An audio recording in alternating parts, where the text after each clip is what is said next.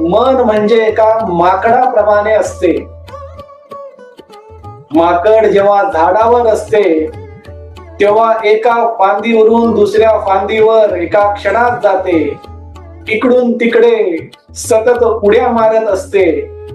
तसेच मनुष्याचे मन एका कर्मापासून दुसऱ्या कर्मावर सतत उडी मारत असते.